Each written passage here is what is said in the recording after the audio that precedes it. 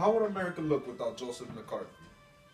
Think about it. That's a good question, Maury. We need a president who is going to keep democracy alive. Without McCarthy, there will be chaos, no marriages, sinners will rise, and the American dream will not be fulfilled. Also, let's stay strong as a democracy with McCarthy, instead of communists taking over our democratic government.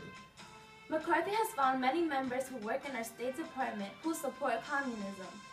They want to tear our American culture apart. The communist movement stands to destroy the American government and democracy, the ability for Americans to make profit.